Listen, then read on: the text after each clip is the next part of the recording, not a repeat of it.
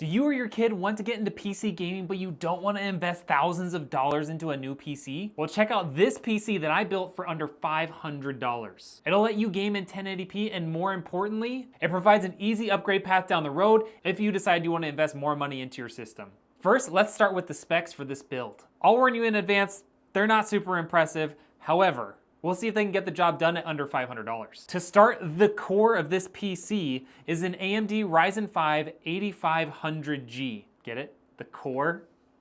All right, okay, fine. Anyways, the new 8000 series CPUs have a much more powerful integrated graphics chip in them than pretty much any other consumer CPU on the market. So we're gonna be testing out just how good this 6-core, $160 processor really is. I've paired the CPU with the stock AMD cooler because it only has 6 CPU cores, which should be able to keep it cool under most conditions. And trying to keep it under $500, that seemed like a good way to save $20 or $30 on a CPU cooler. Next, we have the ASRock A620M motherboard, and for just $99, is the most budget-friendly AM5 motherboard I could find. Is it the best? Not really. But is it going to keep us under budget? Absolutely. And more importantly, it's AM5 and it supports DDR5, which means upgrading some of your stuff down the road will be really easy. For RAM, we have just a single 8GB stick from Crucial that's running at 5200 megahertz or mega transfers with a CAS latency of 42. That RAM was just $27. And it really doesn't get much cheaper than that, even if you were looking at DDR4 RAM today. For storage, we went with a 512GB SATA M.2, which was only $32. Again, this really came down to how I could keep this build under budget, and sacrificing by going with a slower SSD was part of what we had to do. For power, we have a 550 watt 80 plus bronze power supply from Corsair. This is technically oversized for the system as it sits today, but it's powerful enough you could add in a discrete GPU down the road like a 4060 or a 1660 and not have to replace your power supply. The PSU in the system put us back $60. Last but not least, for the specs, we have the DIY, I gotta read this because it's just a bunch of letters. The DIY PC ARGB Q3 V2 in pink.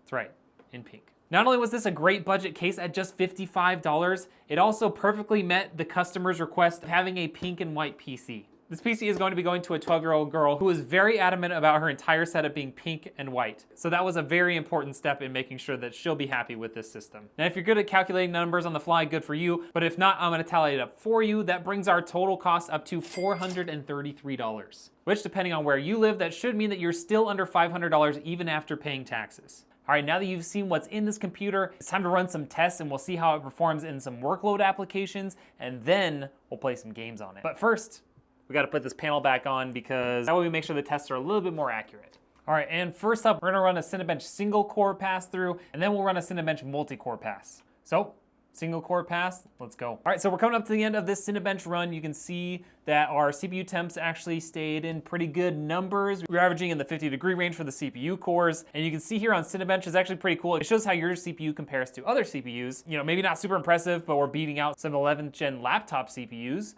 as well as you can see we've got the i7-7700K and even an old Threadripper. Keep in mind this is a single core count. If this was multi-core, the Threadripper would destroy the CPU. But it's interesting to see how much better single core performance has gotten over the past few years. It's finally finished. It took a long time. Single core performance is, you know, it is what it is. Anyways, single core performance on this, 1,751 points like we said. It seems pretty comparable to several modern laptop CPUs and some much older desktop CPUs. But let's take a look at how the multi-core performance looks, because that's a much more important test. I think what we're gonna find here is we're gonna start seeing a lot more heat being built up in that CPU. We're definitely gonna see a drop in the frequency of the processor, but when we were trying to stick to that $500 price range, getting a different CPU cooler just wasn't in the budget, so we'll see what happens. While this is finishing up, let's talk about a couple things I've noticed while looking at it. Even though this CPU has a TDP of 65 watts, the most that we've seen so far is only 46 watts being drawn by that. Also, you'll notice this has a super low thermal limit. You can see down here it says thermal limit is at 100% and it's only at 75 degrees. So the thermal limit, unlike most CPUs, which are gonna be somewhere between 90 and 100 degrees, this one is at just 70 degrees, which means it's gonna start thermal throttling well before an Intel CPU might.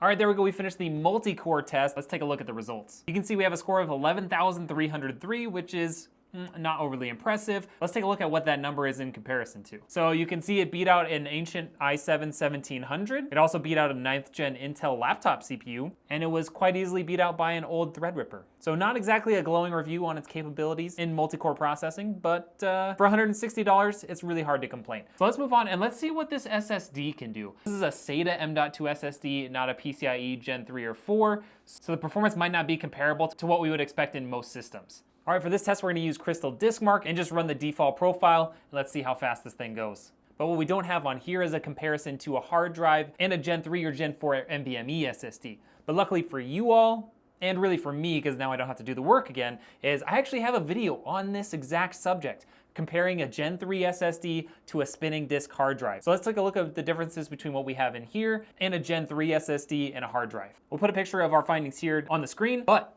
I'm gonna read it off for you right now. The sequential read speeds from a 7200 RPM hard drive were around 230 megabytes a second, compared to this, which is doing 540. So roughly double the speed of a spinning disk hard drive. However, the sequential read speed of a Gen 3 SSD was at 3200, and the two different file types was 3200 megabytes per second and 1900 megabytes per second. The read and write speeds for this SATA M.2 are roughly the same at 546 for sequential versus 496 for sequential write. 546 for read speeds and 496 for write speeds. And looking at how that compares to our hard drive and the Gen 3 SSD, you'll see some similar numbers. The hard drive running at 220 and 212 megabytes per second for the two different file types. And then the Gen 3 SSD was running at 2800 and 2600 megabytes per second. So there's actually a decent difference in terms of write speed versus read speed on the Gen 3 SSD. But you'll notice here, they're almost identical, which is much more like what you would expect from a SATA hard drive. Here's where this SATA SSD really improves over a spinning disk hard drive when you're looking at these 4K files. You'll see here that on the 4K files, when they're queued up, we're getting 200 read, 300 write, versus this other version here where the queues are set to 1, we're getting 37 megabytes read speed and 101 write speed. Now comparing that to the hard drive, we're getting a maximum read speed of 2 megabytes a second and 1 megabyte per second write. That's a well over 100 times improvement. So while the SATA SSD can't really compete with a modern M.2 SSD, comparison to a spinning disk hard drive is really obvious with the 4K file type. Now that we know how the CPU is performing and the SSD is performing, let's take a quick look at our APU using FurMark,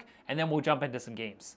So right from the start, you can see not overly impressive. We're averaging only 8 or 9 frames per second right now, but this is a pretty intensive test. A modern RTX 4060, you're probably only gonna expect 100 to 150 FPS, so this really isn't that surprising. Well, on the bright side, it was able to complete the FurMark bench test at 1080p. 8 FPS does not necessarily bode well for gaming, but let's fire up Fortnite and just see how it really does. So before I start this, I'm gonna turn all the settings to 1080p low because let's be honest, we don't have a discrete GPU. There's not a lot of VRAM. We want to set this low to make sure we actually have a decent gaming experience. So we've got it set to 1080p. We're turning VSync off, and then we're just going to turn everything down to low. Okay, I moved my camera over to this side. Sorry, it's flipped. Because the FPS should show up over there. But yeah, we'll see what kind of FPS we're able to pull out of here. All right, in the air, you can see we're bobbing anywhere from 60 to 80 average. Some heavy dips down into the 20s and 30s, but hopefully those will even out. So running around here, it seems like it's staying pretty stably around 60 to 70 FPS. You can see the lows are dipping down into the 20s and 30s, but the average over there on the right is staying in the 70 to 90 range. Yeah, when you start interacting with stuff, it's definitely dropping down a bit. Now, granted, this might feel a little bit laggy to me because I'm running this playing into a capture card and then onto OBS. I'm just watching OBS. Some of the lagging and stuttering issues might just be that, but other than that, it feels okay. We can probably even adjust some settings even further to keep that FPS from getting too low. But for the most part, it's not.